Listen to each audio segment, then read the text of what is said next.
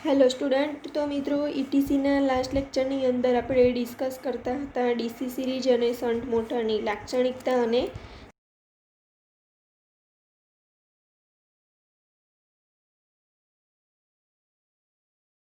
Speed current લાક્ષણિકતા અને speed torque લાક્ષણિકતા. એ પછી આપણે ડીસી સિરીઝ અને શન્ટ મોટરની કમ્પેરિઝન વિશે ડિસ્કસ કર્યું. એ પછીનો આજનો આપણો નેક્સ્ટ ટોપિક છે કે ડીસી સિરીઝ મોટરનું ટ્રેક્શન મોટર તરીકેનું મહત્ત્વ, એટલે કે significance of DC series motor as a traction motor.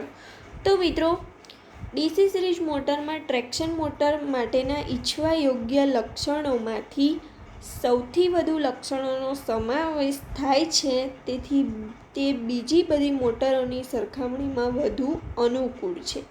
કઈ મોટર? ડીસી સિરીઝ મોટર આપણને અનુકૂળ છે. હવે આપણે ટ્રેક્શનના હેતુઓ માટે ડીસી સિરીઝ મોટર વધુ અનુકૂળ છે, તો આપણે કયા કયા મુદ્દાઓ ધ્યાનમાં લેવા જોઈએ? તો બહુ બધા આપેલા છે, આપણને 12 જેટલા મુદ્દાઓ આપેલા છે. તેની અંદરથી અમુકને આપણે ડિસ્કસ કરીએ. તો ફર્સ્ટ છે કે ડીસી સિરીઝ મોટર તેની ધીમી ગતિએ ઉચ્ચ ટોર્ક ઉત્પન્ન કરે છે, જ્યારે તેની ઉચ્ચ ગતિએ ઓછો ટોર્ક હોય. શું કહે છે કે જ્યારે તેની ઉચ્ચ ગતિએ ઓછો ટોર્ક હોય છે, ત્યારે ડીસી સિરીઝ મોટર તેની ધીમી ગતિએ ઉચ્ચ ટોર્ક ઉત્પન્ન કરે છે. મોટરની શરૂઆતમાં અને ધીમી ગતિએ ઉચ્ચ ટોર્ક ટ્રેક્શનની કાર્યવાહી માટે મૂળભૂત જરૂરિયાત છે, કારણ કે ઉચ્ચ પ્રારંભ ટોર્ક ટ્રેનને કે વાહનને પ્રવેગ આપવા માટે ખૂબ જ જરૂરી છે. શું કહે છે કે જે શરૂઆતની અંદર આપણને ધીમી ગતિએ જે ટોર્ક ઉત્પન્ન થાય છે, તે આપણી માટે ખૂબ જ જરૂરિયાત છે, કારણ કે તે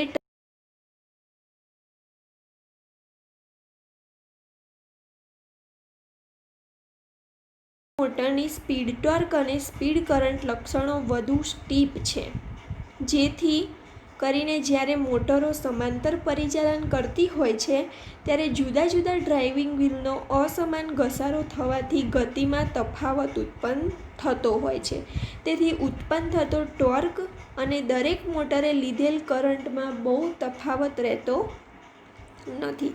ત્રીજો મુદ્દો આપેલો છે આપણને, એ પરથી આપણને એક ઇક્વેશન લખેલું છે ટી પ્રપોઝનલ ટુ ફાઈ આઈએ, એટલે કે flux into armature current પ્રપોઝનલ to IA square.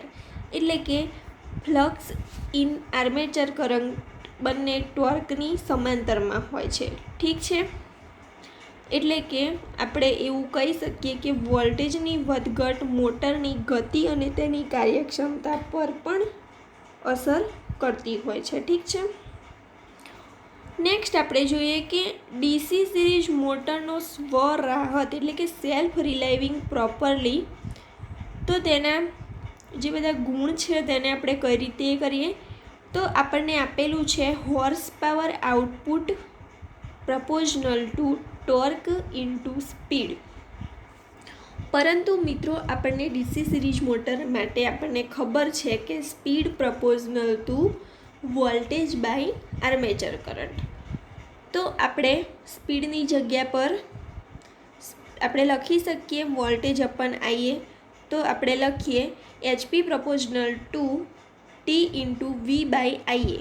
Okay, પરંતુ T proportional to IA square એ પણ આપણે જાણીએ છીએ.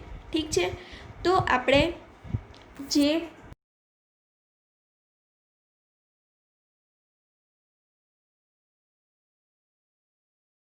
પ્રપોઝનલ to T into V by IA. Okay, તો આપણે આઈએની જગ્યાએ આઈએ સ્ક્વેર હોય. ઠીક છે, તો આઈએ સ્ક્વેર નથી, ખાલી શું છે? ટી જ છે. તો આપણે આઈએની જગ્યાએ શું લખીશું? ટી લખીએ, પરંતુ આપણને આઈએ સ્ક્વેરની જગ્યાએ ટી આપેલું છે, એટલે આપણે તેને વર્ગમૂળમાં લખી શકીએ. તો આ બંને જાય તો ઉપર આપણને શું બચે? HP proportional to T. કારણ કે મિત્રો, તમને ખબર હોવી જોઈએ કે વર્ગમૂળ ટી ગુણ્યા વર્ગમૂળ ટી તો શું થાય? ટી થાય. તેના પરથી આપણને મળે છે ઇક્વેશન HP પ્રપોઝનલ ટુ વર્ગમૂળમાં T ઇન્ટુ વોલ્ટેજ.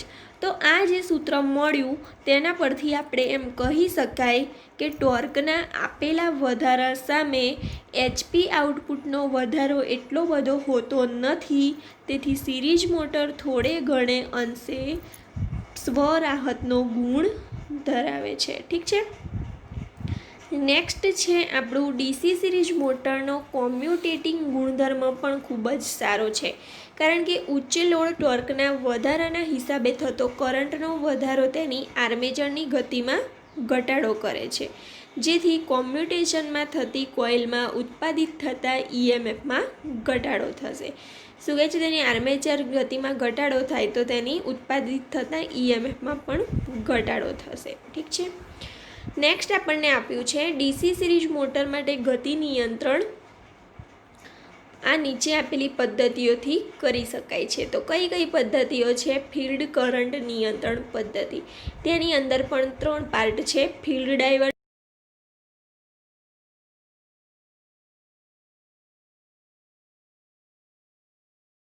નિયંત્રણ પદ્ધતિ અને લાસ્ટ છે 2 DC સિરીઝ મોટરોના સિરીઝ સમાંતર જોડાણની પદ્ધતિ.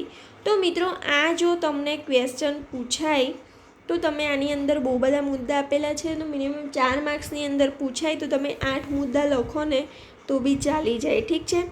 તો લાસ્ટ આપણે તેનું એક જોઈ લઈએ કે DC સિરીઝ મોટરના ગેરફાયદાઓ. તો ફર્સ્ટ આપણને આપેલું છે કે કોમ્યુટેટર અમુક હદ સુધી ગતિ, કરંટ અને વોલ્ટેજને વધવા દેતા નથી. શું કરે છે કોમ્યુટેટર? અમુક હદ સુધી ગતિ, કરંટ અને વોલ્ટેજને વધવા દેતા નથી. બીજું છે કે કોમ્યુટેટર અને બ્રશ ગિયરમાં ફ્લેશ ઓવર થવાનું જોખમ વધુ હોય છે, તેથી તેનું મેન્ટેનન્સ વધી જાય છે. અને લાસ્ટ છે વધુમાં રોટર પર વાઇન્ડિંગ હોવાથી તેની ગતિ અમુક હદથી વધતી નથી. હવે આપણને એક ટેબલ આપેલું છે, તેની અંદર ટ્રેક્શન મોટરોની સરખામણી કરેલી છે. અલગ અલગ પ્રકારની મોટરો આપેલી છે: DC series motor, DC shunt motor, DC compound motor, 1 phase AC motor, 1 phase repulsion motor, પછી છે 3 ફેઝ પ્રેરણ મોટર, 3 ફેઝ પ્રેરણ મોટર, ચલ આવૃત્તિ વોલ્ટેજ સપ્લાય, અને લાસ્ટ આપણને આપેલી છે રેખીય પ્રેરણ મોટર. તો મિત્રો, એની બધી જ લાક્ષણિકતાઓ પ્રમાણે તમને એક ટેબલ આપેલું છે. વિદ્યુત લાક્ષણિકતાની અંદર શું હોય છે? બ્રેકિંગ પદ્ધતિ, વોલ્ટેજના ફેરફાર અને યાંત્રિક લક્ષણો. તો આગળ આપણે જે 3-4 ટોપિકની વાત કરી તે બધાનો સમાવેશ આ ટેબલની અંદર થઈ જાય છે. જો તમને આ ટેબલ આવડી જાય તો તમને બહુ સહેલું પડશે આગળના બધા ટોપિક. ઠીક છે. તો આ ટેબલ તમે જોઈ લેજો. નેક્સ્ટ ટોપિક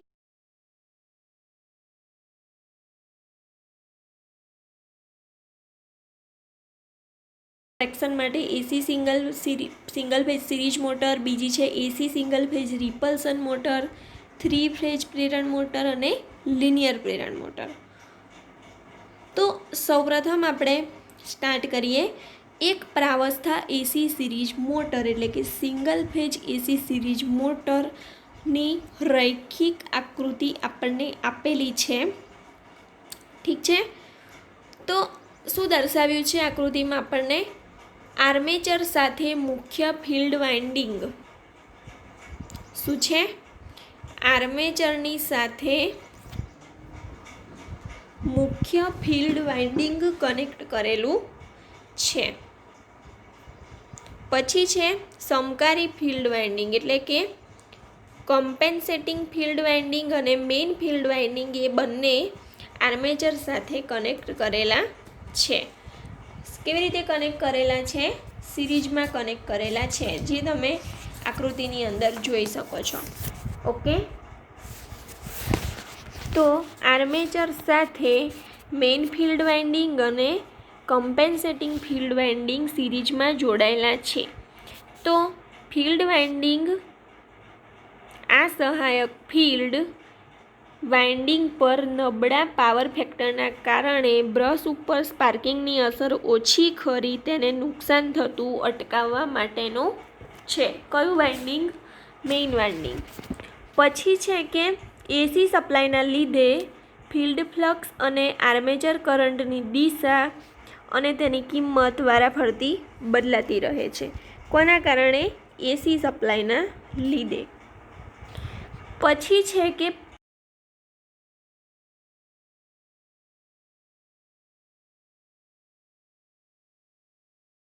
આર્મેચર પ્રવાહના વર્ગ પ્રમાણે ચલે છે. એટલે આપણને ખબર છે કે T proportional two Is square. Okay. બીજું છે આપણું કે એક ચુંબકીય ક્ષેત્રમાં આર્મેચર વાહકના ફરવાથી અને બીજો ફ્લક્સના ઉલટસુલટ થવાથી જે આર્મેચરના ફરવા ઉપર આધારિત હોતું નથી. ઠીક છે.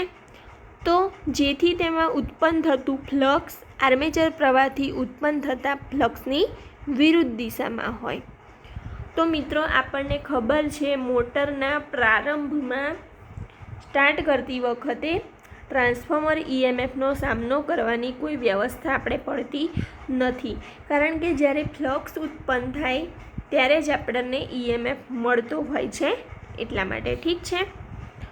તો આ અવરોધને વાઇન્ડિંગ કોઇલ અને કોમ્યુટેશન સેગમેન્ટની વચ્ચે જોડવી જરૂરી બને છે. ક્યાં જોડવી જરૂરી બને છે? કોઇલને, એ અવરોધને વાઇન્ડિંગ કોઇલ અને કોમ્યુટેશન સેગમેન્ટની વચ્ચે. તો હવે આપણે તેની ફિગર જોઈએ કે કઈ રીતે આપણે જોડી શકીએ છીએ. તો મિત્રો ફર્સ્ટ છે તે આર્મેચર કોઇલ છે, એટલે કે વાઇન્ડિંગ કોઇલ છે, અને આ છે કોમ્યુટેટર સેગમેન્ટ. તો આપણે તેના અવરોધને એ બંનેની વચ્ચે જોડવું ખૂબ જરૂરી છે. એટલે એ બંનેની વચ્ચે આપણે શું કર્યું? High resistance. તો મિત્રો એસી સિરીઝ મોટરની શરૂઆતની નબળી કોમ્યુટેશન કામગીરી સુધારવા અને તેની અસર ઓછી કરવા માટે નિયત સપ્લાય ફ્રીક્વન્સી કરતાં અડધી શું કહે છે કે આપણે તેની કોમ્યુટેશનની કામગીરી સુધારવા માટે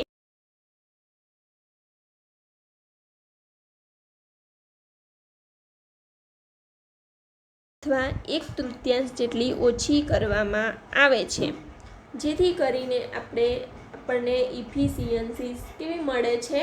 વધારે મળે છે. ઠીક છે. તો મિત્રો આ વાત થઈ એક પ્રાવસ્થા એસી સિરીઝ મોટર વિશે. નેક્સ્ટ લેક્ચરની અંદર આપણે તેની કેરેક્ટરિસ્ટિક વિશે ડિસ્કસ કરીશું. ઠીક છે.